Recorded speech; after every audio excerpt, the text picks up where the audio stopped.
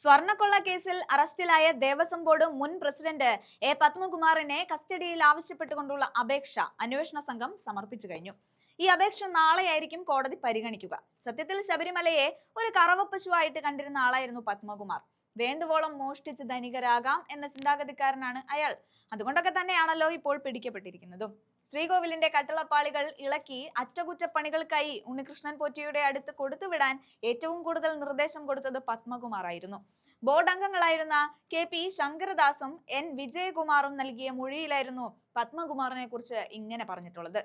ഉണ്ണികൃഷ്ണൻ പോറ്റിയുടെ കൈവശം പാളികൾ കൊടുത്തുവിടാനുള്ള തീരുമാനം ബോർഡ് യോഗത്തിന്റെ മിനിറ്റ്സിൽ എങ്ങനെയാണ് കടന്നുകൂടിയെന്ന് അറിയില്ല. അപേക്ഷ ബോർഡിന് മുൻപാകെ വന്നപ്പോൾ വിശദമായി ചർച്ച നടത്തിയ ശേഷം തീരുമാനം പിന്നീട് എടുക്കാമെന്ന നിലപാടാണ് യോഗത്തിൽ സ്വീകരിച്ചത്. പാളികൾ പോറ്റിക്ക് കൈമാറാമെന്ന തീരുമാനം പിന്നീട് മിനിറ്റ്സിൽ എഴുതി ചേർത്ത നിലയിലാണ് കണ്ടത്.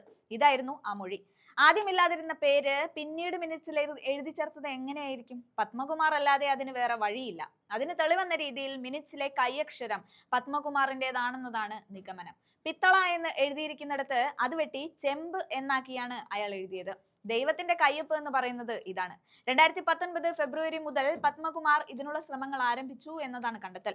2019 ദേവസ്വം കമ്മീഷണറായിരുന്ന വാസുവും ഉദ്യോഗസ്ഥരും ചേർന്ന് പിത്തള എന്നെഴുതിയ റിപ്പോർട്ടാണ് ആദ്യം ദേവസ്വം ബോർഡിലേക്ക് എത്തിച്ചത്. ബോർഡിന്റെ പരിഗണനയിൽ വന്നപ്പോൾ പ്രസിഡന്റ് പത്മകുമാർ പിത്തള എന്ന വാക്കിലെ അപകടം ചൂണ്ടിക്കാട്ടിയെന്നാണ് വിവരം. പിത്തളയ്ക്ക് സ്വർണത്തിന്റെ നിറമായതുകൊണ്ടാണ് മുരാരി ബാബുവും സുധീഷ് കുമാറും വാസുവും അടക്കം അങ്ങനെ എഴുതി വെച്ചത്. എന്നാൽ ശബരിമല ശ്രീകോവിലിൽ പിത്തളയാണ് പൂശിയിരിക്കുന്നതെന്ന് പറയുമ്പോൾ ഒരു ചേരായിക തോന്നും എന്ന നിരീക്ഷണത്തിലാണ് ആ വാക്ക് വെട്ടാൻ തീരുമാനിച്ചത്. വാസു കൈമാറിയ ഉത്തരവിലെ പിത്തള അങ്ങനെ പത്മകുമാർ വെട്ടി. പാളികളുടെ അടിസ്ഥാന ലോഹം ചെമ്പായതിനാൽ പകരം ചെമ്പ് എന്നെഴുതി. ഇത് ചെമ്പാണെന്നും അതിലുള്ള സ്വർണം മങ്ങിപ്പോയെന്നും പറഞ്ഞ് പിടിച്ചു നിൽക്കാമെന്നായിരുന്നു പത്മകുമാറിന്റെ വാദം. അതിനോട് ദേവസ്വം ബോർഡിലെ മറ്റംഗങ്ങളായ KT ശങ്കരദാസ്, പാലവിള വിജയകുമാർ എന്നിവർ യോജിക്കുകയും ചെയ്തു. എന്തെന്നാൽ പത്മകുമാറിന്റെ റിമാൻഡ് റിപ്പോർട്ടിൽ പിത്തള വിഷയം പരാമർശിക്കുന്നുണ്ട്. എന്തായാലും പത്മകുമാറിനെ വിശദമായി ചോദ്യം ചെയ്താൽ തട്ടിപ്പിലെ ഉന്നതരുടെ പങ്കിനെ കുറിച്ച് കൂടുതൽ വിവരങ്ങൾ ലഭ്യമാകും എന്നാണ് അന്വേഷണ സംഘത്തിന്റെ വരെ കണക്കുകൂട്ടൽ. അതുപോലെ പത്മകുമാറിന്റെ സാമ്പത്തിക ഇടപാടുകളെ കുറിച്ചും വിദേശ യാത്രകളെ കുറിച്ചും SIT പരിശോധിക്കുന്നുണ്ട്. ഇനി സ്വന്തം പാർട്ടിക്കാരാണോ അതോ മറ്റു ഉന്നതരാണോ കുടുങ്ങുക എന്ന് കണ്ടറിയാം.